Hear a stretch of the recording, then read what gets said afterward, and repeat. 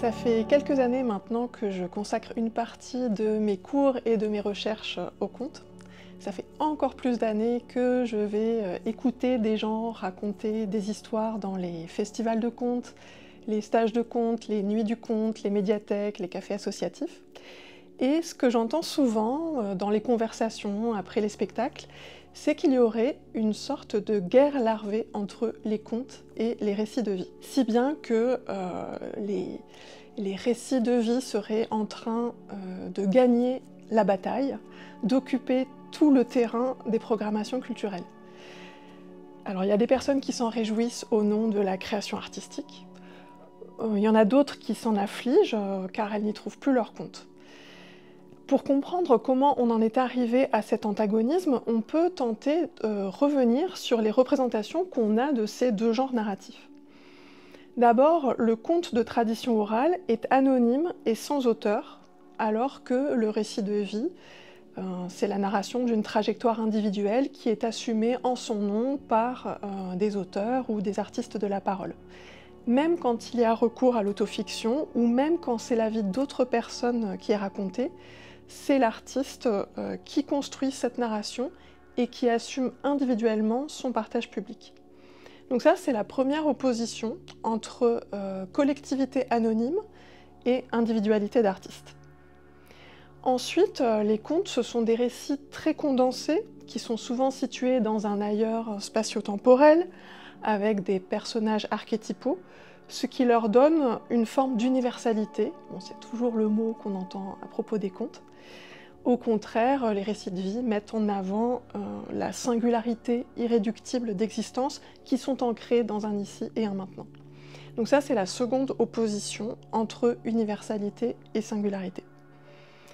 On a donc ces deux oppositions qui sont très fortes, qui semblent indépassables, et ce que je vous propose dans cette conférence, c'est de revenir sur ces apparents dualismes, de les reconsidérer pour les défaire au moins partiellement, et pour réfléchir ensemble aux façons dont les contes et les récits de vie s'entrelacent.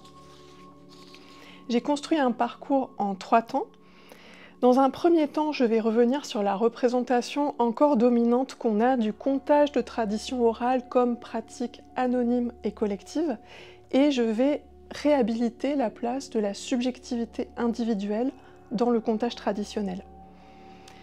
Dans un deuxième temps, je vais revenir à la critique souvent adressée au récit de vie, celle d'être la quintessence du narcissisme contemporain, et je montrerai comment les récits de vie peuvent avoir une dimension collective. Enfin, je réfléchirai avec vous à ce que les contes apportent au récit de vie.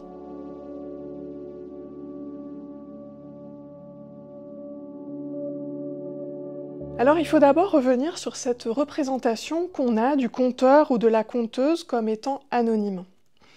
Depuis l'époque romantique, on a beaucoup imaginé la chaîne de transmission orale comme une grande masse indifférenciée, comme une grande nuit. C'est-à-dire qu'on a mythifié l'anonymat des cultures populaires. Or, les recherches sur la littérature orale ont déconstruit ce mythe romantique. Quand on analyse la démarche des folkloristes du XIXe et du début du XXe siècle, on voit qu'ils ont largement contribué à construire et à entretenir ce mythe de l'anonymat, parce qu'ils ont souvent effacé de leurs travaux les figures de conteurs et de conteuses. Ce qui importait, c'était de collecter du matériau, de réaliser des anthologies. Alors je vous ai mis ici un portrait d'Arnold van Gennep, qui est considéré comme le fondateur des recherches sur le folklore, avec son ouvrage très important, qui devient une référence pour sa discipline. Eh bien, ce van Gennep, comme beaucoup d'autres folkloristes, menait souvent ses enquêtes par voie épistolaire, en adressant des questionnaires écrits aux autorités locales, les instituteurs, les prêtres, les notables. Certains folkloristes arpentaient aussi les campagnes, mais même lorsqu'ils étaient dans l'observation directe, ils considéraient souvent les conteurs comme des informateurs, c'est-à-dire comme de simples intermédiaires vers des récits oraux à consigner. Depuis la seconde moitié du XXe siècle, plusieurs travaux en ethnologie, en anthropologie, en littérature ont récusé cette représentation qu'on avait de grands collectifs anonymes. On s'est davantage attaché aux modalités concrètes de la littérature orale, ce qui a amené à faire émerger des individualités. Pourquoi? Eh bien, pour deux raisons au moins. Premièrement, parce que certains locuteurs sont connus, reconnus par la communauté comme ayant un talent et une fonction spécifique. Donc même si on a perdu beaucoup de leurs noms, on ne peut pas les dissoudre dans des entités générales telles que le peuple, le génie national, l'âme collective, comme le faisaient les romantiques. Deuxièmement, on perçoit aujourd'hui les conteurs et conteuses de tradition comme des individualités créatrices au sens où eh bien, ils ne sont jamais les réceptacles passifs d'un contenu immuable. Certes, ils s'emparent d'un matériau collectif préexistant, mais chacun, chacune a sa manière de colorer les histoires par sa diction, par sa voix, par ses gestes, par sa musicalité et même par la qualité de ses silences. On a donc vraiment une individualité qui s'inscrit dans la parole, dans le corps. Évidemment, quand on travaille sur des cultures orales et sur des répertoires traditionnels, on ne va pas parler d'auteur au sens moderne du terme, mais il n'empêche qu'il y a, comme le dit mon collègue Cyril Vettorato, des formes subtiles d'octorialité qui sont présentes dans les traditions orales. Parce qu'il y a une maîtrise d'un art particulier de la narration, de la variation, un art qui s'apprend et qui se travaille. En guise d'exemple, je vais vous montrer la bande-annonce d'un documentaire récent réalisé par Patrick Lavaux, qui a fait le portrait d'un conteur des Pyrénées audoises. Il a été le dernier conteur à compter en occitan dans le coin où il habitait. Oh, en Pierrot, nosaltres coneixem que en Pierrot. S'appelle pas Pierre Repousse, s'appelle Pierrot. Per nosaltres és tot un Pierrot. Et en Pierrot, que era un monument de coneixença, que vas a parlar per tu és millor que tot el món així, que coneu tot, que conec un ramal de causes, les flors, les plantes, tot això coneu. Les gens que se n'anirà hauran perdut un ravitxit de causes. Quand Pierrot nascut, à l'hostal, il y avait bon papa François, bonne maman Madeleine, tantine Françoise et mon père et ma mère. Acco era l'hostal paternel. Et à l'hostal maternel, il y avait bon papa Miss, mon parrain, ma tante Lisetto et ma tante Marinette. Et le grand-père bon papa Miss nous racontava toujours l'histoire des gens bestiaux des Roquefort. Oh, cotó, m'ha raccontat. E poi i vieilli abbiamo raccontato cose e Pierrot che l'avevano registrato. E il ripetava. Oui. Sabi que quand on a fait voyages, des fois, tout le plateau, sabes? Encara. Pierrot gli raccontava cose e li faceva morire da ridere in le case. Oh. Oui. Havien treballat a massa e le vaques eren amics, ja no eren disputati, saps? I diceva que n'arribava cansat un xic, perquè han de ser petit, comprenes? Calia que marxar, o se diu, fa calor, I llavors diceva, que el pausa en pau, que... Això que la remunté, que ves, en Fabra, en Pinyès, que en vingueu, en 70 aquí. A veure, se fa que raccontar totes les contes, anava imaginant d'ell. Oh. I a la vegada, cada paraula que dicia, enregistrat, en Fabra. Enregistrava tot. L'home si moric, per feminisme i nages, la pobla fent no trimava, ma la misèria es escanava. I el gojatet començava de ser fer grandet I mamà, sabets, perquè a l'època diu-vos als parents. Ente sabia que al bosc allà hi havia un tropell qui havia les cornes en or. Bon, bah là, on voit que l'anonymat n'est pas inhérent à la littérature orale et que cette représentation, elle provient plutôt de notre éloignement temporel, culturel ou géographique. Dans ce coin du pays de Sceaux, ni les bouches ni les oreilles ne sont indifférenciées et Pierre Pousse est une célébrité locale. Ensuite, on voit que le contage traditionnel est vraiment lié à une organisation sociale qui est indissociable d'une langue régionale.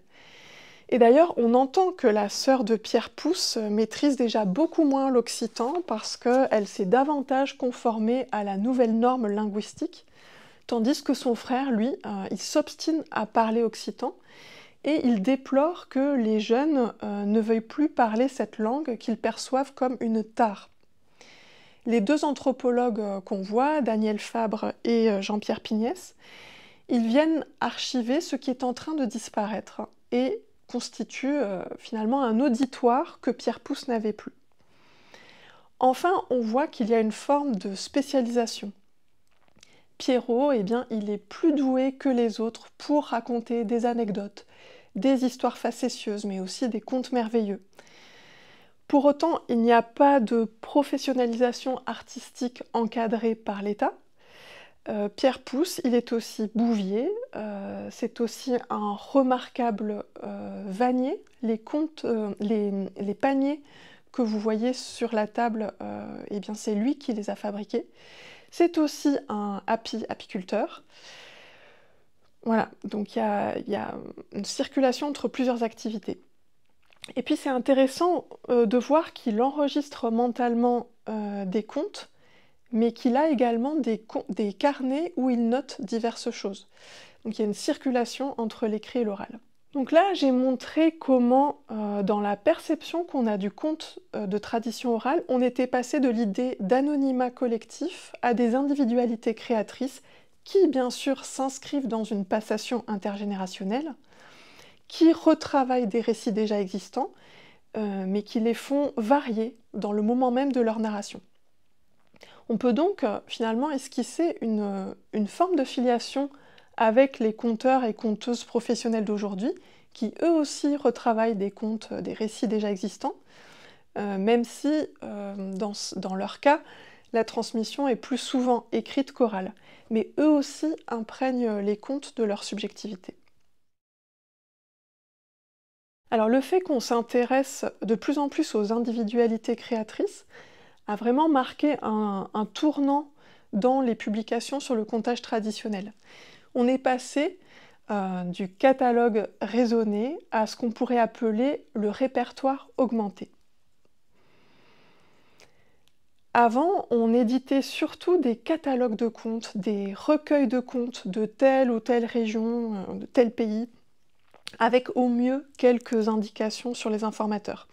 Depuis la fin du XXe siècle, on publie aussi des portraits de conteurs et de conteuses traditionnels dont on tente de retracer la vie, si bien qu'on est beaucoup plus sensible aux entrelacs entre les contes et les vies. Je vais donner deux exemples. D'abord, Marie-Louise Tenez, elle est vraiment exemplaire de ce tournant. Cette chercheuse en littérature et en ethnologie a d'abord poursuivi le travail du folkloriste Paul Delarue, qui avait commencé au début du XXe siècle son grand catalogue raisonné du conte populaire français. Bon, là, c'est ce que vous voyez à gauche. Bon, dans cette entreprise, il s'agit d'inventorier, de mettre à l'écrit des contes qui sont rassemblés selon leur type et selon leur origine géographique. Or, en 2000, c'est un tout autre ouvrage que Marie-Louise Tenez fait paraître. Nanette Lévesque, conteuse et chanteuse au pays des sources de la Loire. Dans ce livre, elle explore les archives d'un folkloriste de la fin du XIXe siècle, Victor Smith, qui fait partie de ces quelques folkloristes qui ont senti qu'il était important de noter le plus de choses possible sur son informatrice. C'est une intuition assez géniale qui allait contre le cadre intellectuel de l'époque. À partir de ces sources assez inespérées, Marie-Louise Tenez a pu faire le portrait de Nanette Lévesque, la plus ancienne conteuse et chanteuse nommément connue en France. Et elle a pu retracer son existence et réunir non seulement ses récits, mais aussi ses chansons. Donc ici, on n'est plus dans le catalogue collectif et quasi anonyme, mais dans le répertoire individuel d'une personnalité créatrice qui pratique des genres différents. Autre exemple, c'est le livre d'Ursula Baumgart, intitulé « Une conteuse peule et son répertoire ». Donc là, elle nous présente la vie et les récits de Gogo Adi, une conteuse très âgée que l'ethnologue a suivie plusieurs années au Nord Cameroun à la fin des années 80. On voit que ni Nanette Lévesque ni Gogo Adi ne sont effacées. Elles ne sont pas non plus instrumentalisées sous prétexte qu'elles sont analphabètes comme des contenus passifs qui seraient exemplaires de la culture ardéchoise ou la culture peule. Au contraire, chacun de leurs répertoires est approché comme un ensemble de choix qui traduisent des visions subjectives situées de leur univers culturel. Par exemple, Nanette Lévesque n'aime pas les contes facétieux, ni les anecdotes. Elle semble être une fervente pratiquante et elle a un goût pour les légendes chrétiennes, mais elle aime aussi chanter et raconter des contes merveilleux, notamment Cendrillon. Les persécutions par la marâtre semblent résonner chez la conteuse, qui a perdu sa mère très jeune et qui raconte à Victor Smith que sa belle-mère n'a pas été bonne avec elle. Quant à Gogo Adi, elle a connu un mariage forcé, un mariage désiré, des violences conjugales, un divorce et encore 6 mariages. Eh bien, elle affectionne particulièrement les contes qui évoquent le rôle d'épouse, les conflits entre co-épouses et plus largement le désir et la sexualité. Bien sûr, les contes de leur répertoire ne sont pas des récits de soi, mais dans les choix des contes et dans la façon de se les approprier, de les adresser aux autres, eh bien, il y a un processus de construction de la subjectivité, un travail implicite de décryptage de sa propre vie, qui vaut à la fois pour la personne qui raconte, mais aussi pour les personnes qui écoutent. Par ailleurs, on se fait souvent une fausse représentation des choses lorsqu'on imagine des communautés refermées sur un certain entre-soi, où on ne se raconterait que des contes pour se distraire, où on n'aurait pas besoin de se raconter des vies, ces vies, puisque tout le monde se connaîtrait. Il faut vraiment nuancer l'idée que le contage traditionnel ne serait l'apanage que de communautés rurales immobiles, comme là sur ce tableau d'Anker, un peintre suisse, où un grand-père compte pour ses proches dans l'espace d'une ferme qui est presque clôturée par des palissades. Les sociabilités familiales et intracommunautaires n'étaient pas les seules, parce que les migrations étaient vraiment un phénomène social massif. Pierre Pousse est malade et bouge peu, mais il est par exemple très intéressé par les histoires rapportées par les saisonniers. Nanette Lévesque, la conteuse-chanteuse d'Ardèche dont je parlais, elle s'est trouvée veuve et régulièrement, elle partait à pied avec ses enfants, en portant les plus petits, pour aller gagner son pain en racontant des histoires sur une vaste portion de sa région, à une époque où des familles entières de mendiants arpentaient les routes. On a aussi l'exemple marquant de la conteuse avec laquelle a travaillé un folkloriste breton, François-Marie Luzel. Cette conteuse hors pair, là dont vous voyez la photographie, s'appelait Marguerite Philippe. Il lui manquait une main à la suite d'un accident, si bien que pour gagner sa vie, elle faisait des pèlerinages par procuration pour des personnes qui ne pouvaient pas se déplacer et qui la payaient. Elle arpentait ainsi toute la Bretagne, ce qui a certainement enrichi son répertoire de contes et de chansons, qui était immense, et qu'elle tenait initialement de ses parents. Il y a donc quantité de professions nomades en milieu rural, bergers, charbonniers, braconniers, scieurs, colporteurs, maçons, paysans, paysannes exilés dans les grandes villes, par exemple pour travailler comme porteurs d'eau. Ces déplacements ont contribué à la circulation des contes, mais aussi sans doute à des formes orales de récits de vie. Donc l'intérêt de cette notion de répertoire, vous le voyez, elle est double. Elle met en avant des individus, mais elle permet aussi d'embrasser des genres narratifs très différents.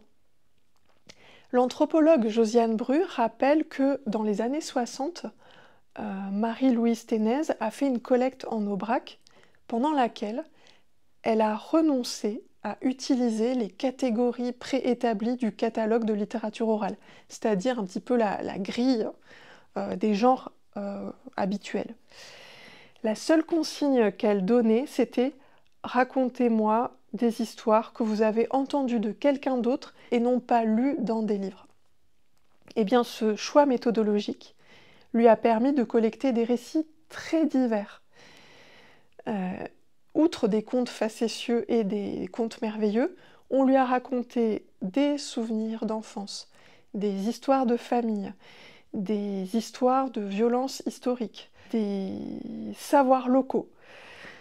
Donc, ce que je veux montrer par là, c'est que les conteurs et conteuses de tradition orale ne racontaient pas que des contes. Ces personnes étaient aussi beaucoup plus largement des raconteuses, des chanteuses, et c'est dans ce sens-là que j'ai choisi de parler de répertoire augmenté. Une dernière remarque sur le contage dit traditionnel. Il inclut aussi une réflexion sur la pratique elle-même. On peut citer par exemple Maria Girbal, qui est une conteuse exceptionnelle que Marie-Louise Ténez a rencontrée lors de ses collectes en Aubrac. Je vous conseille vivement de regarder des enregistrements vidéo d'elle racontant qu'on peut trouver sur le site du CNRS. Maria Girbal est née dans le Cantal. Elle est partie à Paris pour travailler avec son époux dans les vins et les charbons à Saint-Ouen. Puis ensuite, ils ont travaillé dans la restauration. Après la mort de son époux, elle est revenue vivre dans le Cantal où elle gardait des enfants à qui elle racontait beaucoup de contes. Donc là, on a encore une histoire de migration et de plurilinguisme, puisqu'elle comptait surtout en Languedoc.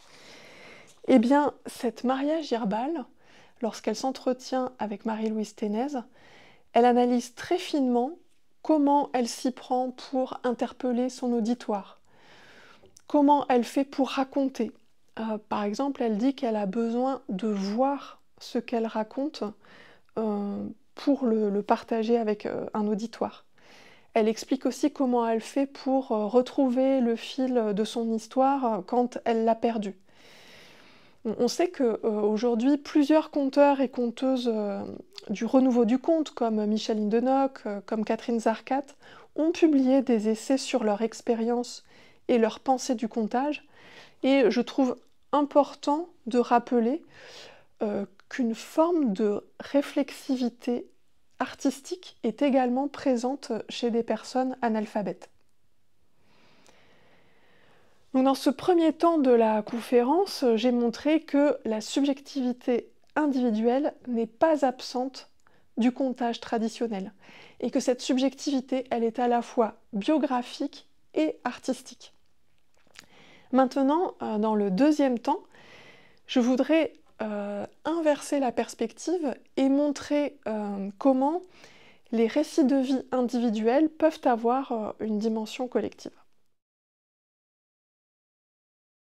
Avant de réfléchir à la dimension collective que peuvent avoir les récits de vie, je voudrais mentionner quelques écueils néolibéraux que l'on rencontre avec ce genre biographique, et notamment autobiographique. Je m'appuie ici sur un article d'un chercheur en littérature, Alexandre Geffen. Des écueils, on peut en mentionner au moins 3. Le premier, c'est l'injonction sociale à produire constamment des récits, à commencer par des micro-récits de soi.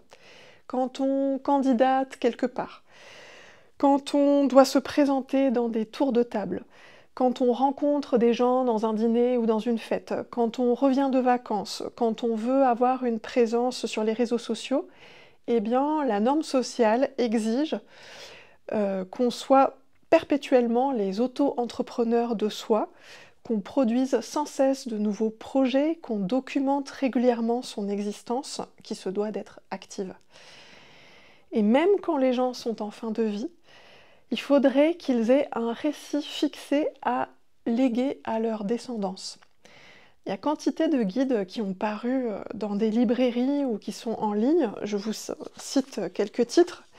Comment écrire seul son récit de vie, comment commencer son récit de vie, écrire l'histoire de sa vie en 4 astuces, etc.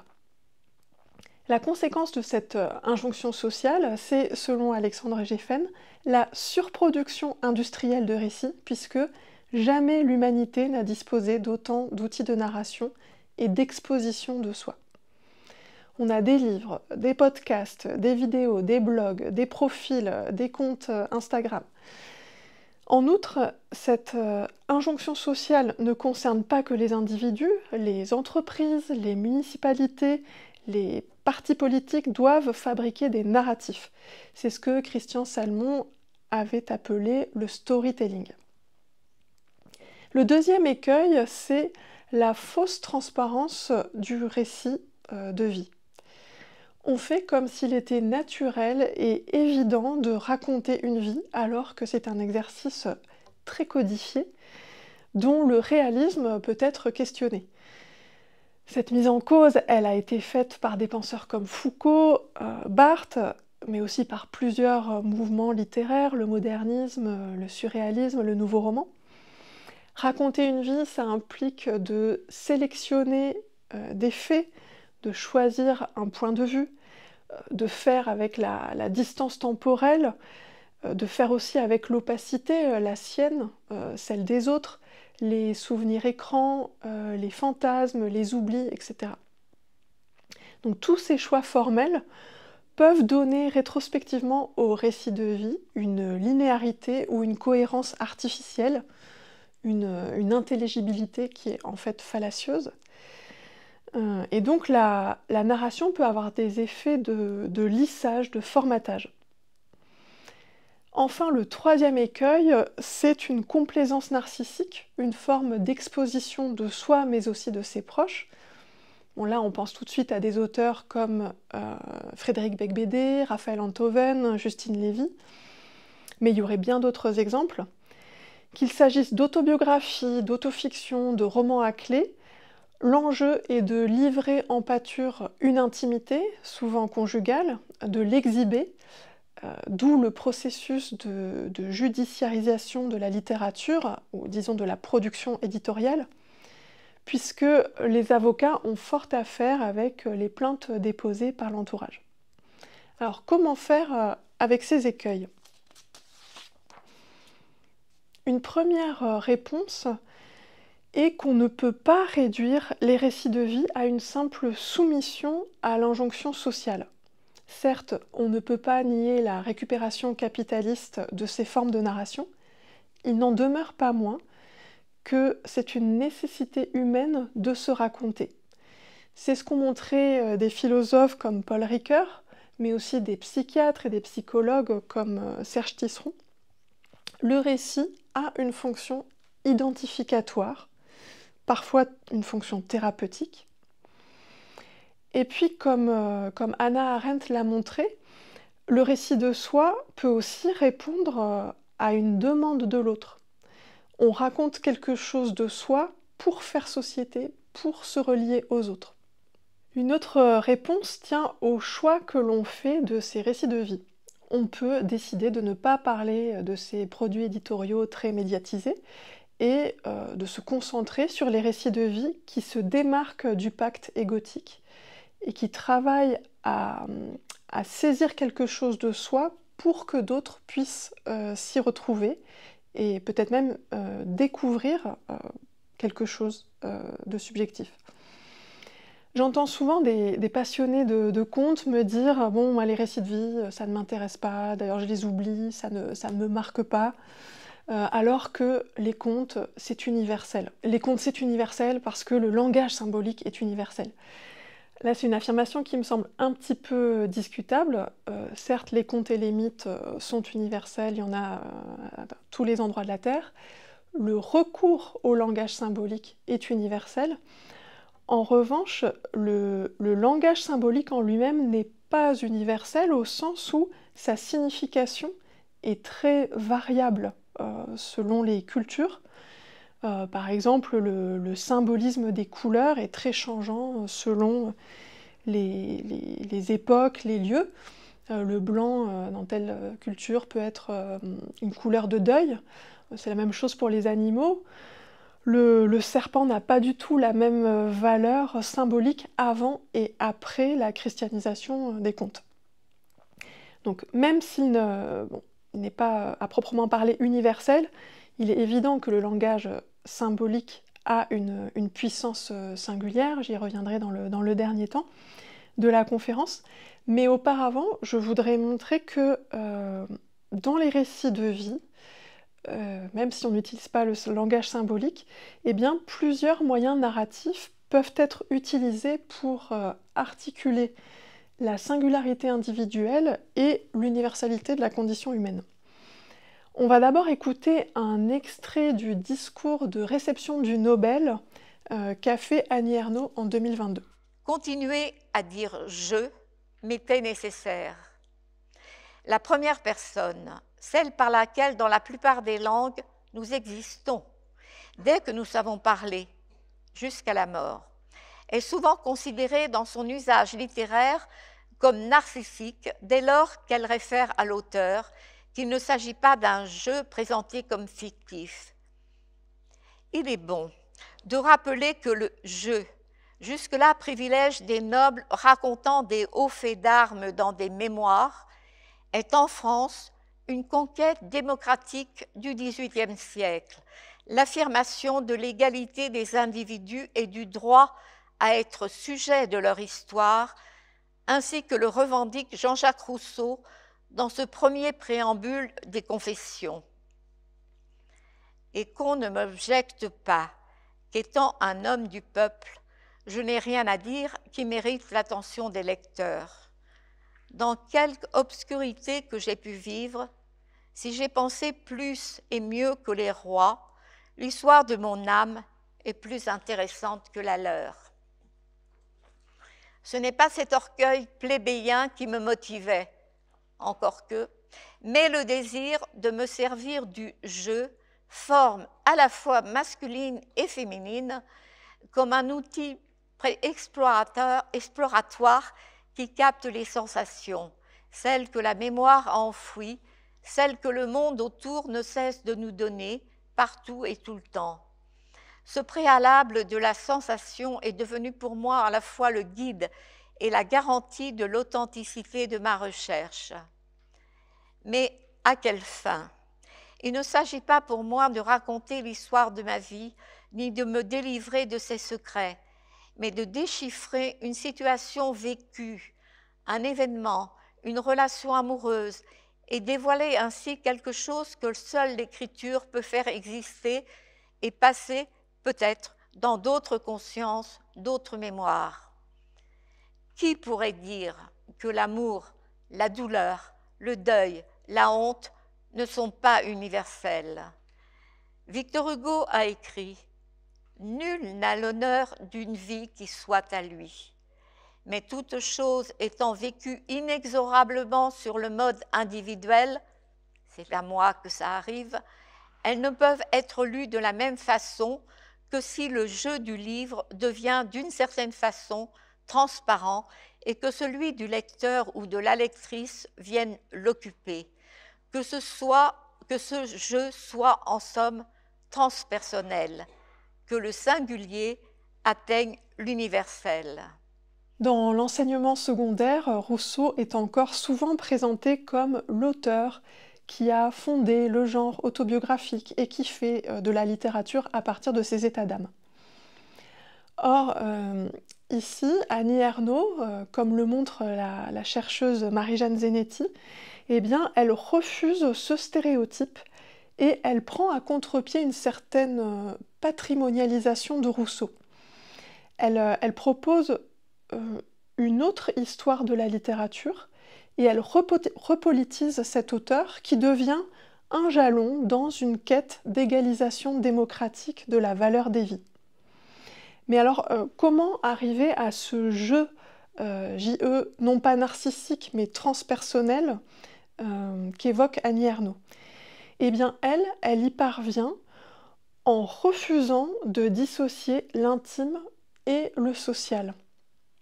Lorsqu'elle raconte sa vie, elle y fait apparaître tout ce qui relève de l'éducation, de l'appartenance de classe, des normes de genre, etc. Et d'ailleurs, cette idée de conditionnement social, elle apparaît très clairement dans une phrase qu'elle a choisi de mettre en exergue de son livre Les années. C'est une phrase de l'écrivain espagnol Ortega y Gasset. « Nous n'avons que notre histoire et elle n'est pas à nous ». Donc ce que fait Annie Ernaux, c'est d'effacer le jeu pour saisir ce qui n'est pas elle, ce qu'il y a de collectif dans ce qui lui arrive. C'est par exemple très net lorsqu'elle décide d'intituler l'événement le récit de son avortement clandestin. Elle raconte un avortement individuel et pourtant elle en fait un événement social en montrant par là que ce qu'on prétend privé, intime, est une réalité socialement construite. Fusionner l'intime et le social, c'est aussi un travail d'écriture. Et Annie Ernaux dit que dans ses manuscrits, elle barre tout ce qui pourrait, je la cite, « faire littérature », les métaphores, les références savantes, les émotions. Et c'est un énorme travail d'arriver à cette condensation-là. Bon, aujourd'hui, Annie Ernaux, elle fait autorité, elle est consacrée, elle a reçu de très nombreux prix, mais pour les plus jeunes d'entre vous, je rappelle quand même la violence des critiques qui se sont longtemps déchaînées contre son écriture, qualifiée de plate, d'inexistante. Comme le rappelle Tiffaine Samoyau, Annie Ernaux ne voue aucun culte aux belles lettres, au beau style. Pour elle, la littérature n'est pas un esthétisme, mais plutôt une pratique qui est proche des sciences humaines, de la sociologie, de l'histoire. Donc le fait de fusionner l'intime et le social, c'est un choix formel qui est aussi éthique et politique. Un récit de vie peut désigner le fait de raconter sa propre vie. Donc là, j'ai essayé de montrer comment, quand on raconte sa propre vie, eh bien, ça peut avoir une dimension collective. Mais un récit de vie, ça peut aussi désigner le fait de raconter la vie des autres. Donc là, ça demande d'aller chercher des matériaux narratifs, que ce soit par un travail de collectage oral, ou bien par la lecture de biographies, d'ouvrages historiques. Quand on raconte la vie des autres, on peut faire deux choix opposés. On peut raconter des vies obscures ou des vies illustres. Alors pour ce qui est des vies obscures, je parlais tout à l'heure de la saturation dans l'espace médiatique de récits qui sont produits industriellement, mais on sait que la représentation médiatique des vies, elle est vraiment encore très inégalitaire.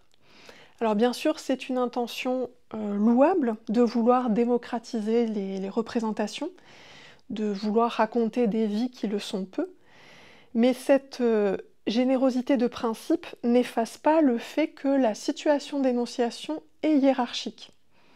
Des artistes qui jouissent du statut de professionnels de la parole font entendre, de professionnels de la parole ou de l'écrit d'ailleurs, font entendre des récits de dominés, et ce sont ces artistes qui choisissent comment les assembler, comment les monter, comment les incarner.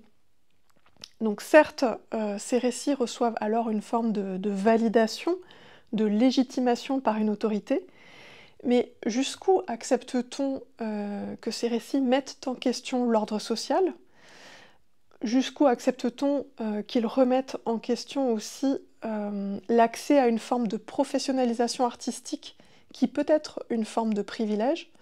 Bon, en tout cas, ce que je veux dire par là, c'est que ce n'est pas simple de trouver une forme qui soit juste pour raconter d'autres que soi, surtout quand ces autres sont socialement dominés. L'autre choix narratif, c'est de raconter au contraire la vie d'une personne célèbre avec laquelle le conteur ou la conteuse se reconnaît une forme de proximité, des affinités. Mais bon, le désir de raconter la vie d'une personne célèbre vient aussi, bien sûr, de la puissance de cette vie, de son charisme, de son exemplarité. Et cela permet de dépasser le jeu de miroir personnel pour atteindre des enjeux collectifs. C'est par exemple le cas lorsque Hélène Palardy choisit de raconter la vie de Janis Joplin. Bien sûr, elle y inscrit en creux sa subjectivité, son propre parcours de chanteuse rock qui a longtemps chanté dans les bars, qui a été confrontée à des remarques sexistes ou misogynes. Mais au-delà de cet effet de miroir, Hélène Palardy fait entendre la liberté de Janis Joplin, son irrévérence, et ce sont des choses éminemment inspirantes aujourd'hui encore. Parfois, l'incarnation d'un personnage célèbre est au contraire évitée, esquivée par d'autres choix formels, comme lorsque Olivier de Robert raconte la vie de Jaurès. Alors, lui choisit de ne pas incarner Jaurès, mais de raconter sa vie à travers les voix de gens de milieu populaire dont Jaurès a changé la vie. Et donc c'est une autre façon de raviver la mémoire de combats politiques qui sont souvent méconnus ou oubliés, y compris par des partis qui se disent de gauche. Donc là, j'arrive au terme de la deuxième partie, dans laquelle j'ai voulu montrer que les récits de vie, qu'ils soient biographiques ou autobiographiques, n'étaient nullement condamnés au culte du moi, à l'idolâtrie des petites spécificités. Donc j'ai montré que ces récits peuvent tout à fait se charger de dimensions collectives puissantes, et on a vu que ça pouvait passer par des moyens narratifs et stylistiques très différents, et qu'il n'y a donc pas que le langage symbolique qui permet d'accéder à cette puissance collective. J'en viens maintenant à la troisième et dernière partie, dans laquelle on va se demander ce que les contes apportent au récit de vie. C'est-à-dire qu'on va se demander ce qui se passe lorsque des contes surgissent ou sont convoqués dans des récits de vie.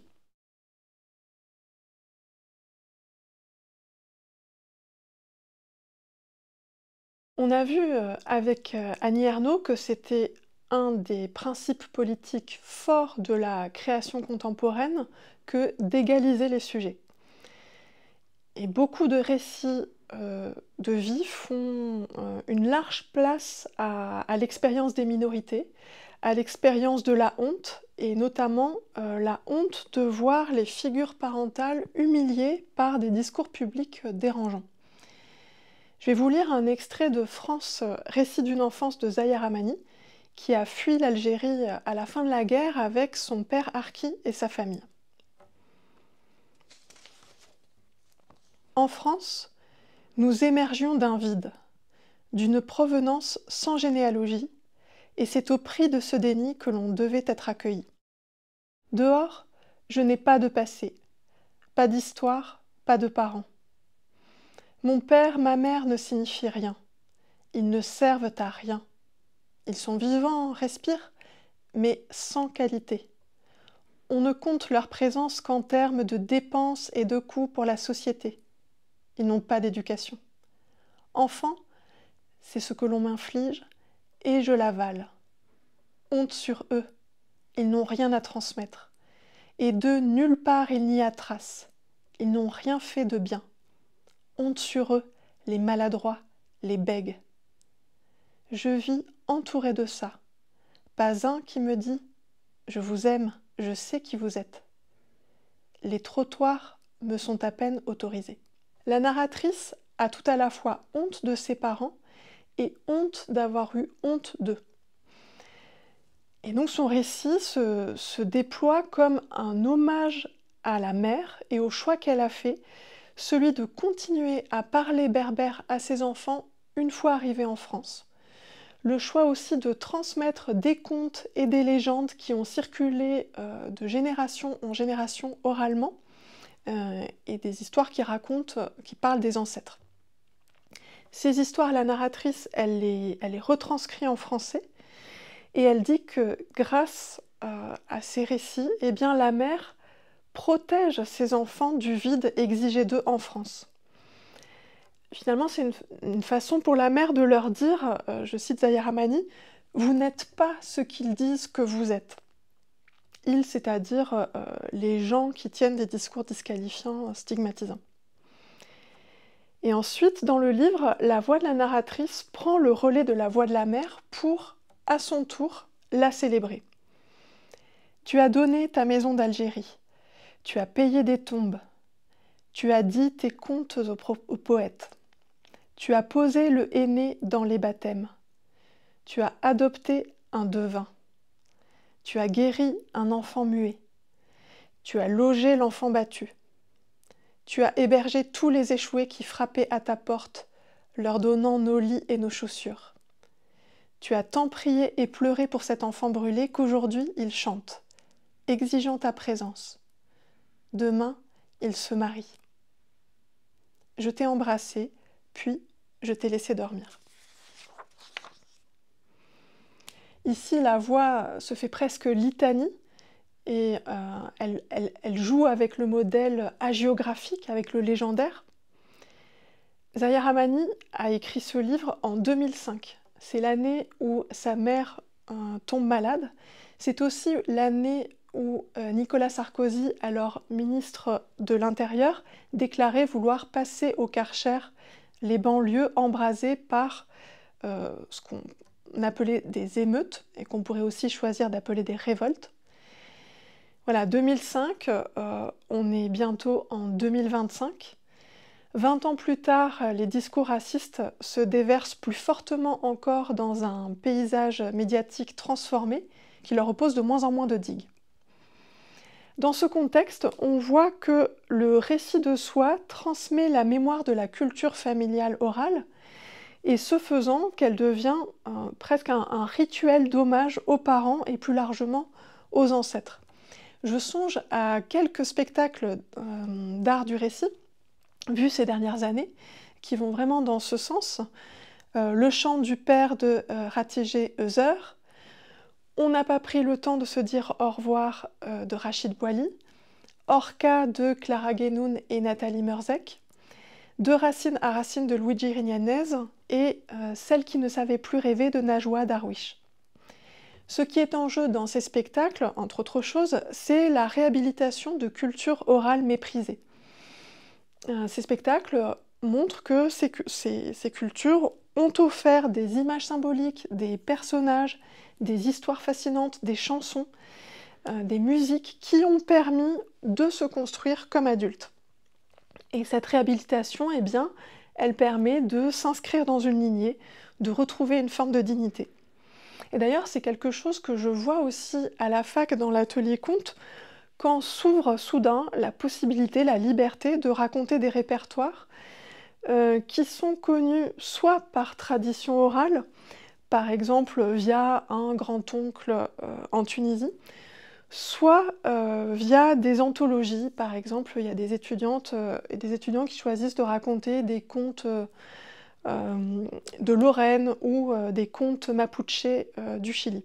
Ce qui d'un seul coup devient possible, eh bien, c'est de mêler, par exemple, deux langues dans une racontée.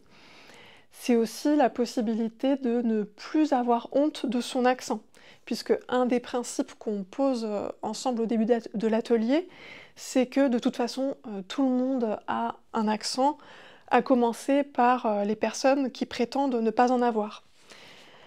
Donc le fait d'avoir plusieurs langues, plusieurs cultures, un accent, ça n'est plus le symptôme d'une assimilation qui serait encore inaboutie, ça devient au contraire une chance artistique de travailler des répertoires qui tiennent à cœur, des intonations qui tiennent au corps, une musicalité singulière qui devient une signature. On voit donc que la construction de soi peut se faire en racontant des contes, et que ces contes, eh bien, ils entrent ensuite dans des récits de vie, que ces récits de vie soient publiés ou que ces récits de vie soient au cœur de spectacles d'art du récit, ou que ces récits de vie soient racontés oralement dans l'espace intime ou dans l'espace public.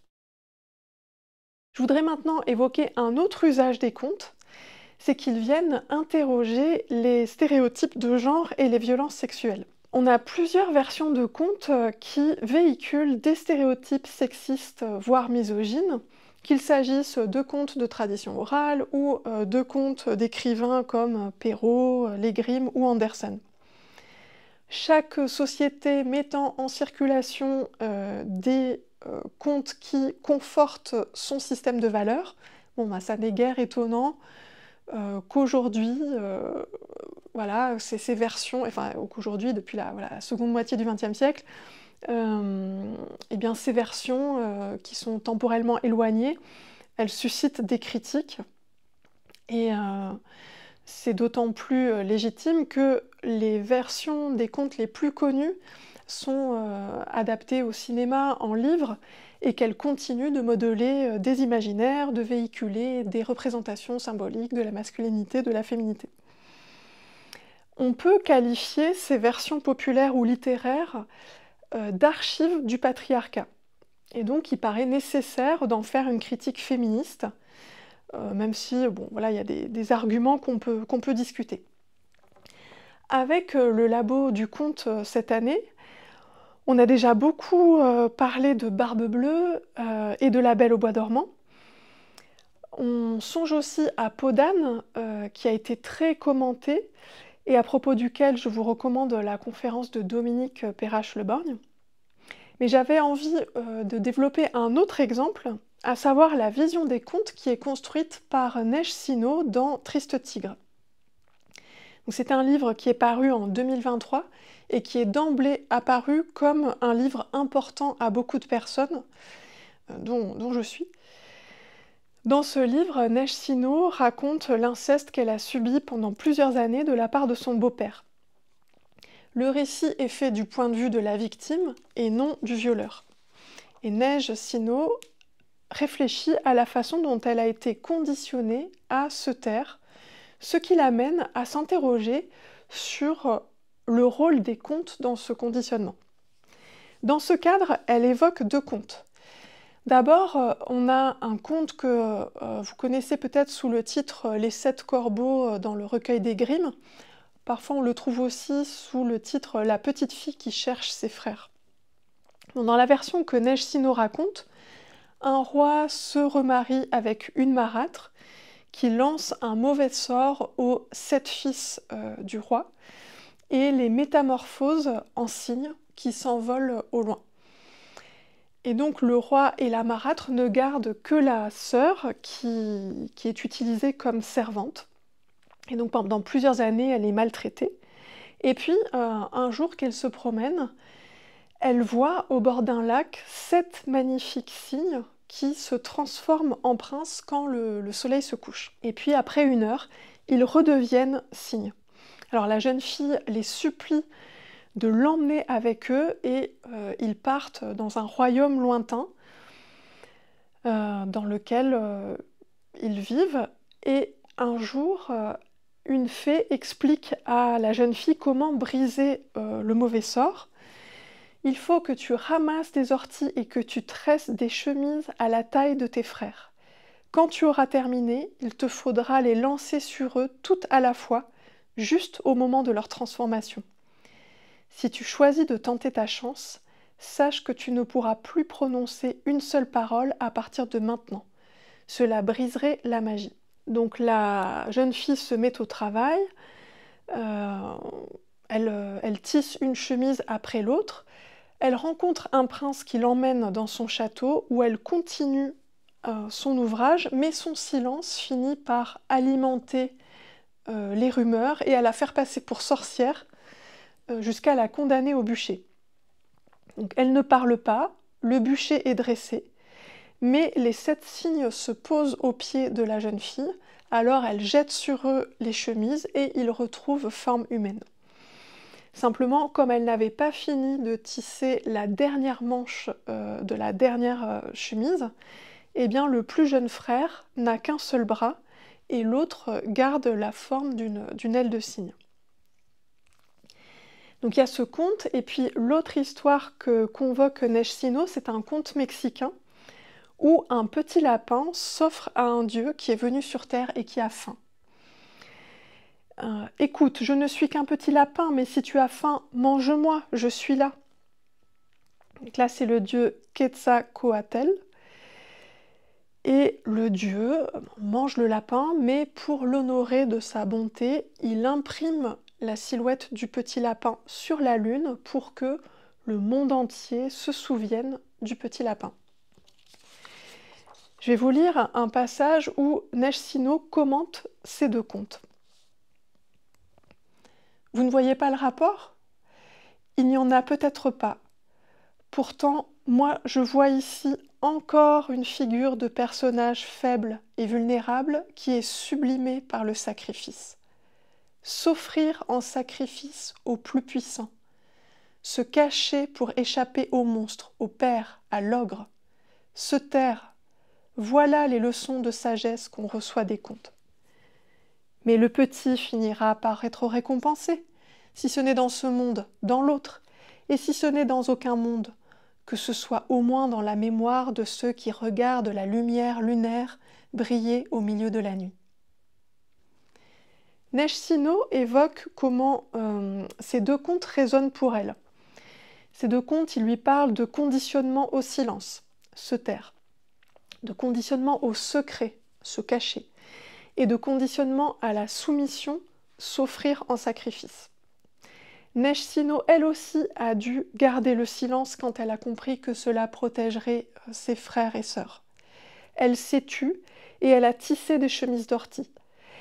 Elle a aussi été ce petit lapin qui s'est trouvé quotidiennement sur la route d'un géant divinisé qui avait faim de chair fraîche. Toutes ces interprétations, elles sont évidemment recevables puisque le propre des contes, c'est d'être ouvert à quantité d'interprétations. D'ailleurs, j'ai vu là récemment le spectacle de la conteuse Delphine Karsinska qui fait tout autre chose du conte des 7 frères oiseaux et de la sœur dans son spectacle Voyage en hiver.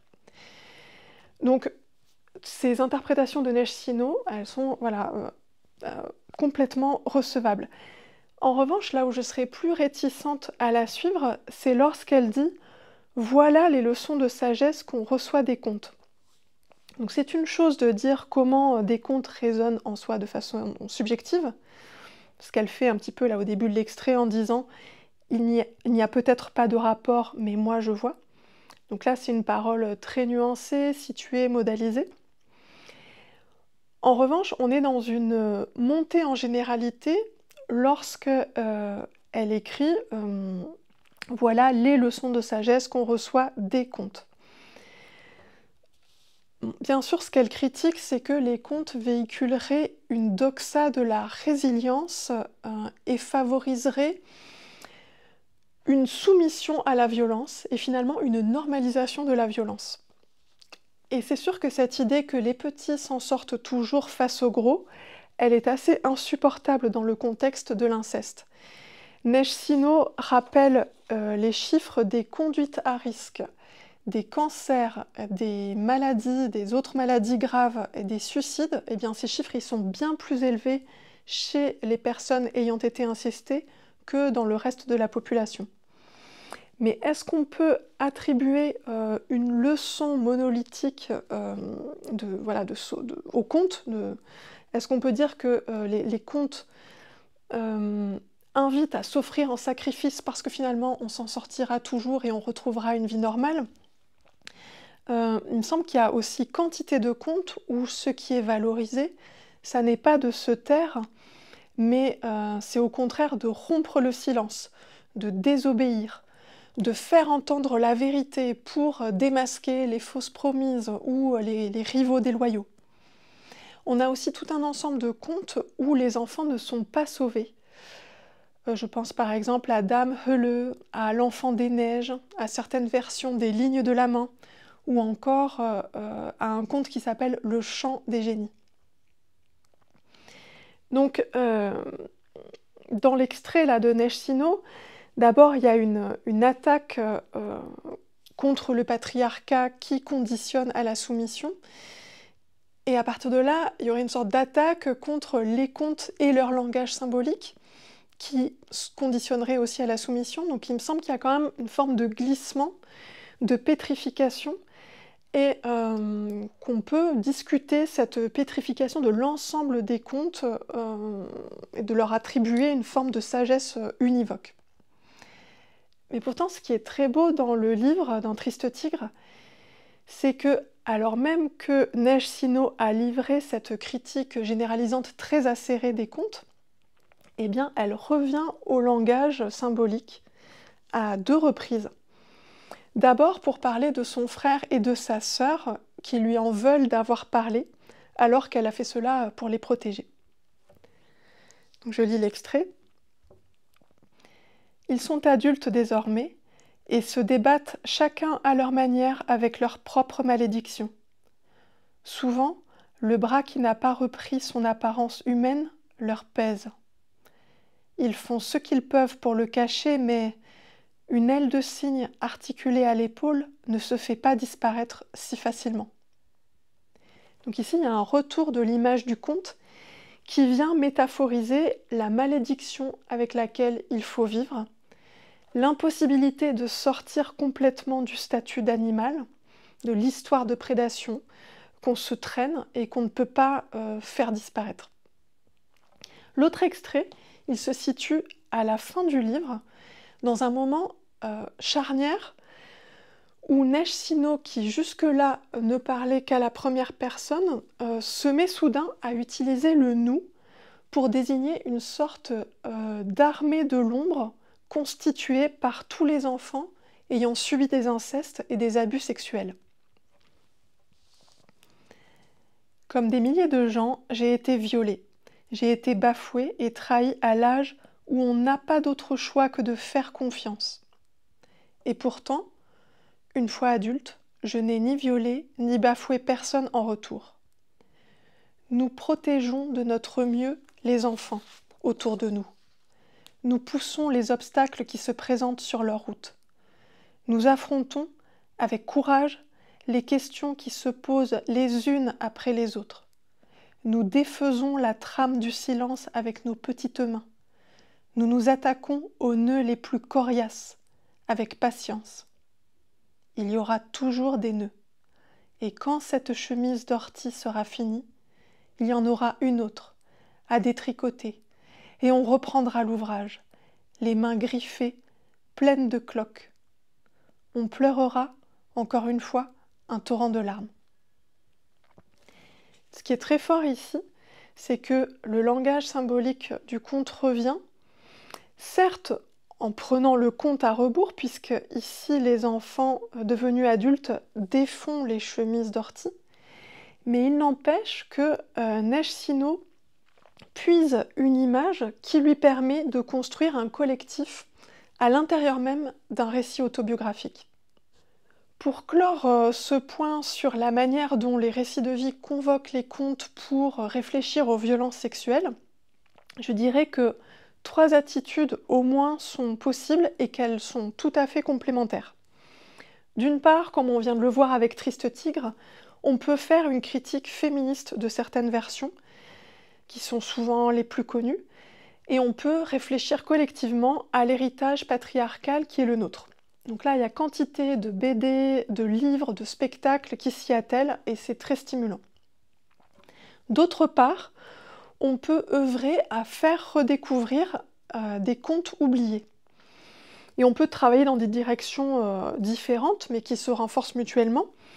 On peut exhumer le matrimoine, c'est-à-dire ce matrimoine, il peut être composé d'œuvres écrites par des conteuses et par des conteuses de l'époque classique ou romantique, des conteuses qui la plupart du temps ont été complètement effacées de l'histoire littéraire, alors que leurs contes ont des résonances clairement féministes aujourd'hui. Donc là, je vous conseille quantité d'essais, notamment ceux de Jennifer Tamas. On peut aussi faire redécouvrir des versions de transmission orale qui sont souvent moins connues, alors qu'elles sont étonnamment émancipatrices. À l'articulation de ces deux démarches-là, à la fois critique féministe et redécouverte de contes méconnus, je vous conseille le spectacle Tu parles Charles de Karine Mazel. Donc c'est une sorte de causerie contée qui prend à bras-le-corps toutes ces questions et qui ancre la réflexion dans une pratique de conteuse, puisque Karine Mazel évoque entre autres le choix des versions, le choix aussi qu'on fait dans la caractérisation des personnages, par exemple, quels adjectifs on va choisir.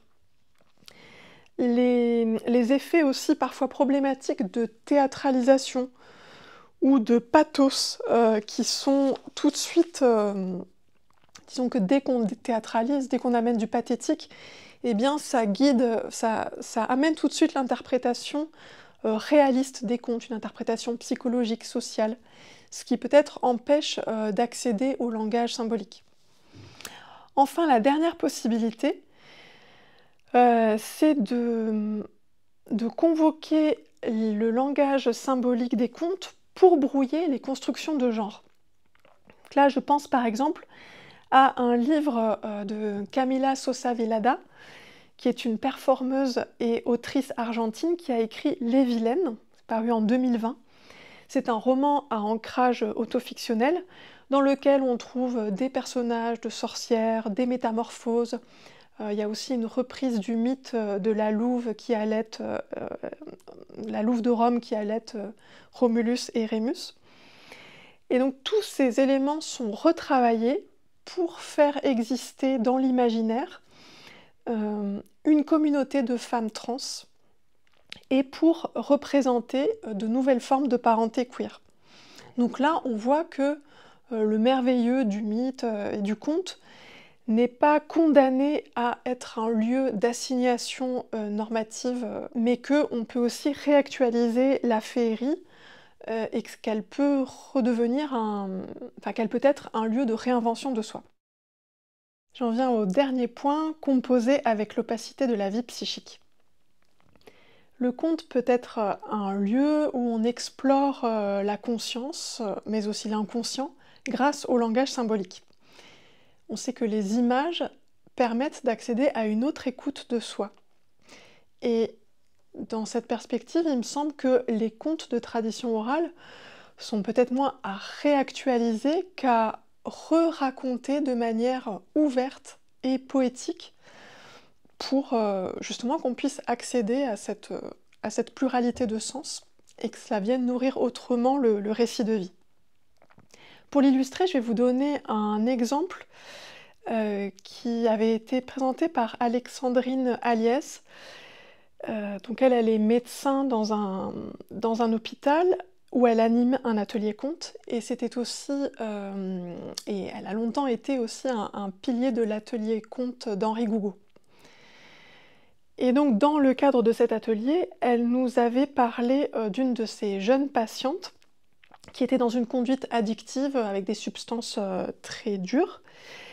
Et pour l'atelier, cette patiente avait choisi un conte que j'aime beaucoup qui s'appelle « La jarre fendue », dans lequel une vieille jarre trouée a tellement honte de ne plus remplir son office qu'elle parce qu'elle elle fuit, donc elle supplie l'homme qui la rapporte chaque jour de la rivière, de la jeter, puisqu'elle lui dit, voilà, je perds l'eau, je ne sers plus à rien, alors que l'autre, elle est belle, elle est jeune, elle est parfaite, elle est solide, elle garde toute l'eau.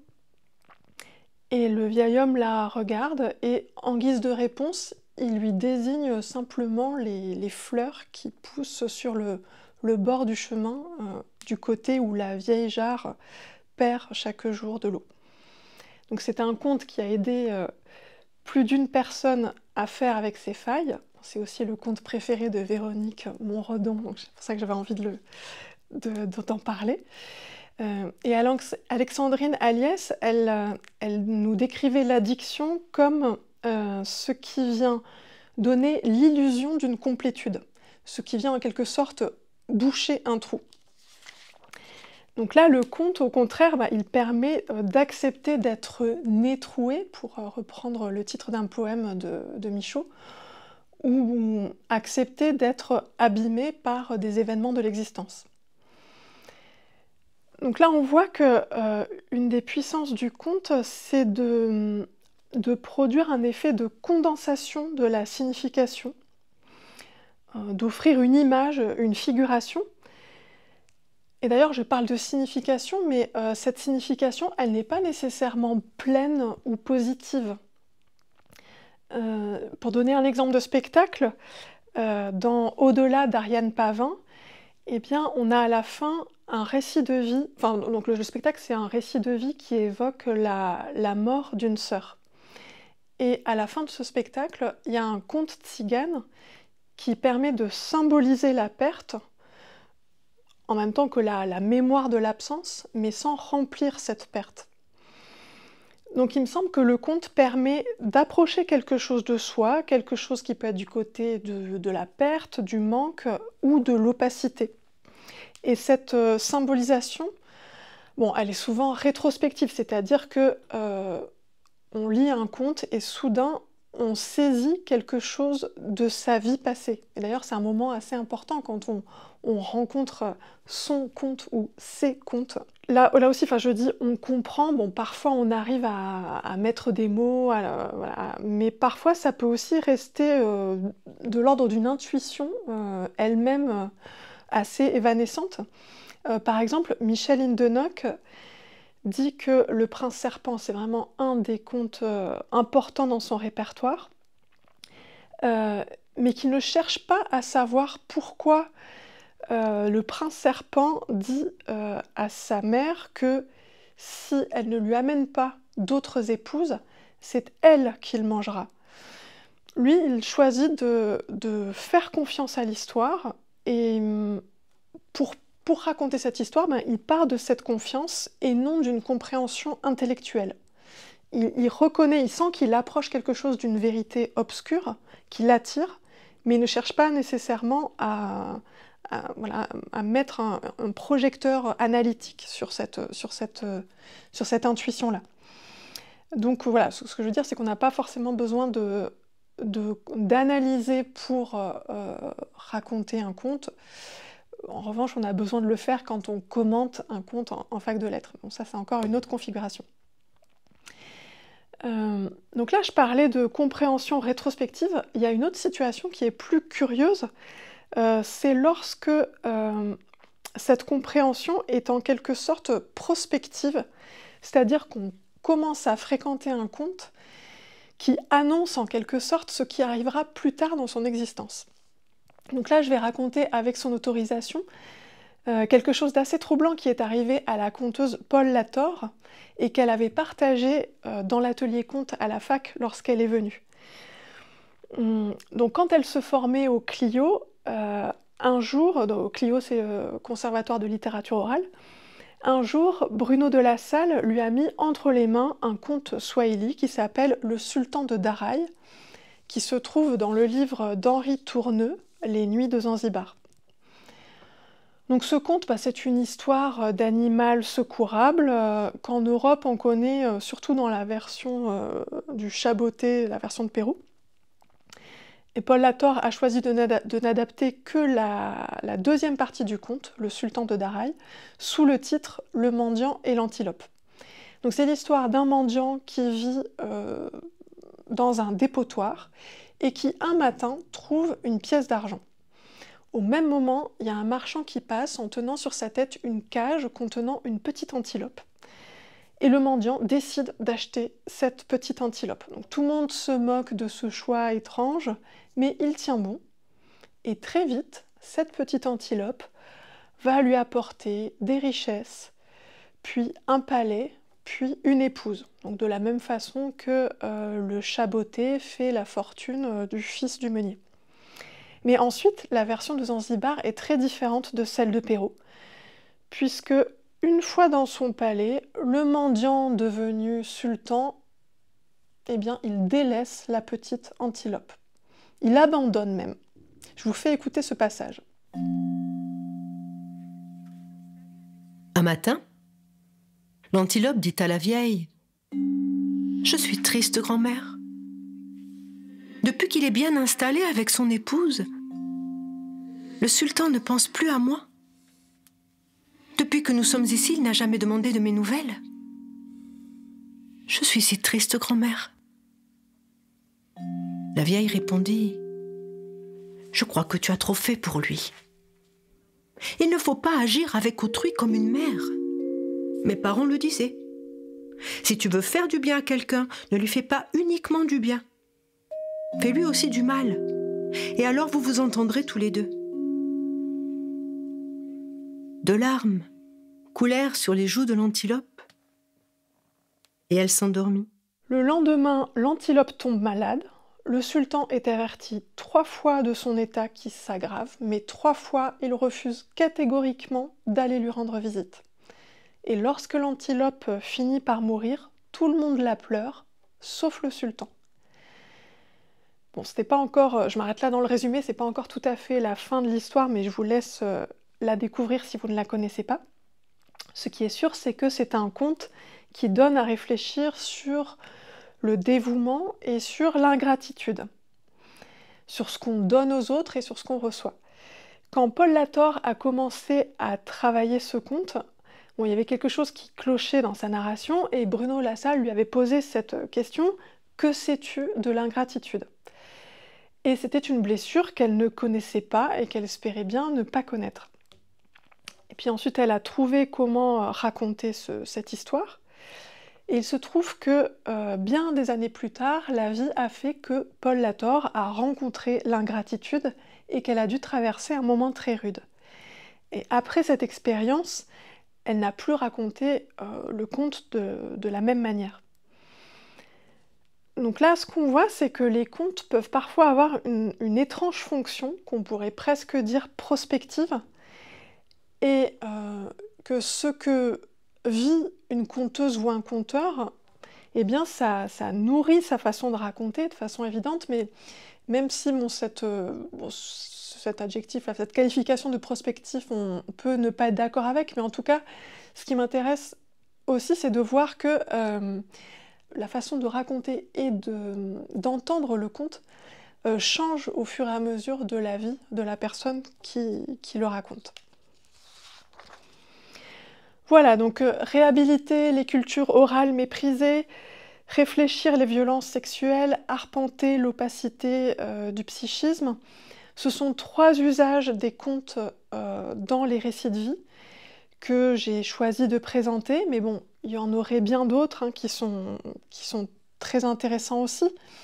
Je mentionne juste 2 usages qui m'intéressent particulièrement. Le conte peut avoir une fonction d'allégorie politique. Par exemple, je parlais tout à l'heure du Jaurès d'Olivier de Robert.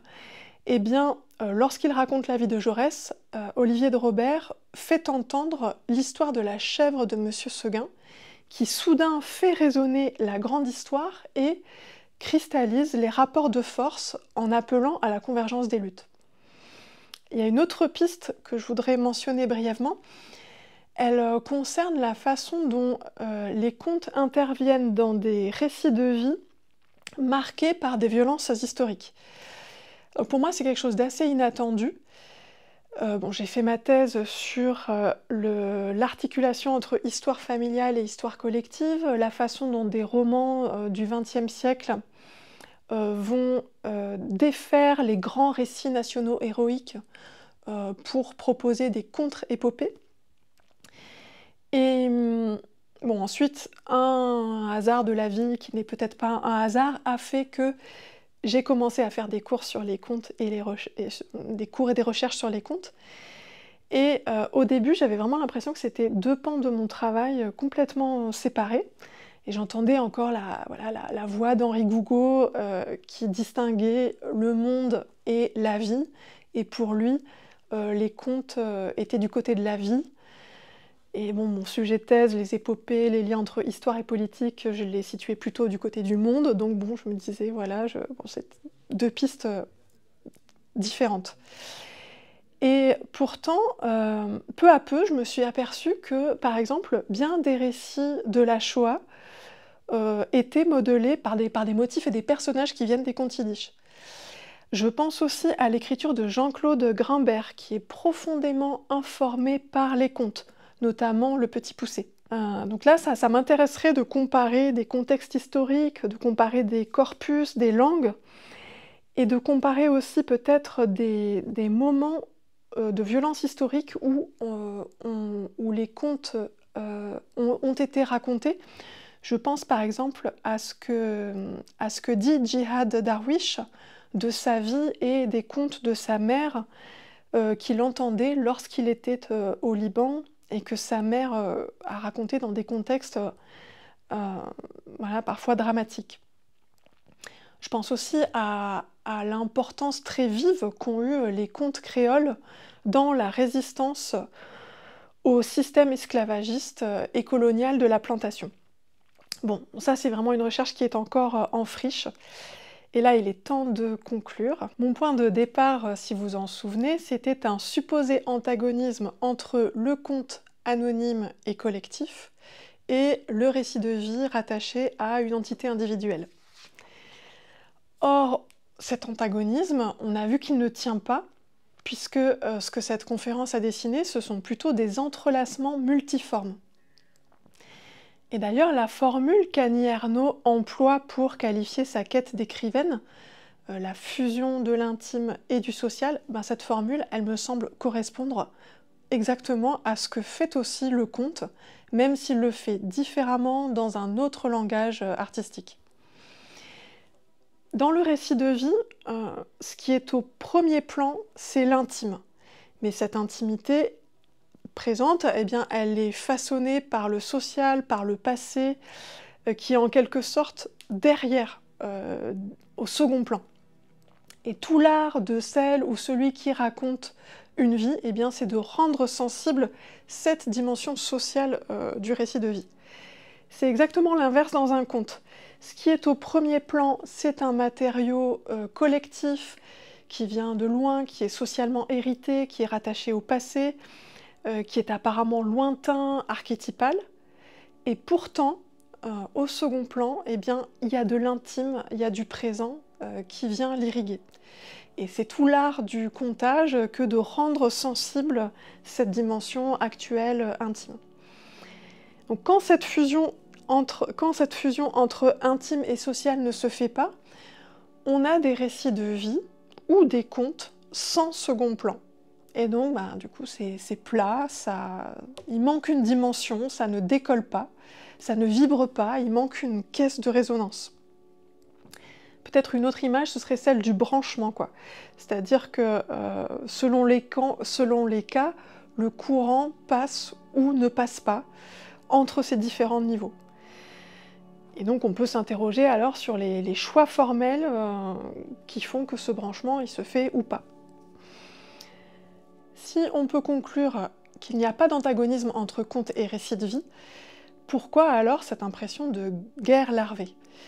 Elle est peut-être en lien avec des logiques institutionnelles qui s'accompagnent souvent, on le sait, de la délimitation de territoires, de chasse gardée, particulièrement dans un contexte où les subventions sont drastiquement coupées. Donc c'est une hypothèse que je fais de l'extérieur, mais c'est évidemment aux professionnels des arts du récit et aux responsables des programmations de réfléchir ensemble à ces questions de répartition des maigres subsides publics et de programmation. Ce que je peux en revanche dire en tant que fervente spectatrice et enseignante-chercheuse, c'est qu'on a besoin de propositions culturelles qui continuent à faire connaître des contes méconnus et pas seulement à réactualiser les contes les plus connus. Puisque ce que j'espère avoir montré, c'est que l'exigence artistique et la puissance politique ne sont pas l'apanage des récits de vie, mais ils sont aussi le propre des contes. Quelques remerciements pour finir. D'abord, merci à vous pour votre écoute. Merci aussi à Fred Billy, Joël Brouche et Yannick Jolin qui m'avaient donné une première occasion de réfléchir à ce sujet dans la mémorable salle des fêtes de Pougne-Hérisson. Isabelle Ocagne, Julie Roy, Véronique Monredon et toute l'équipe de la Maison du Conte pour leur accueil et leur confiance. Karine Mazel et Paul Lator avec lesquels il est précieux d'échanger. Merci aussi aux étudiantes et aux étudiants de l'atelier Conte à la fac qui donnent beaucoup chaque année. Et last but not least, merci à Alexis Brown pour la captation et le montage.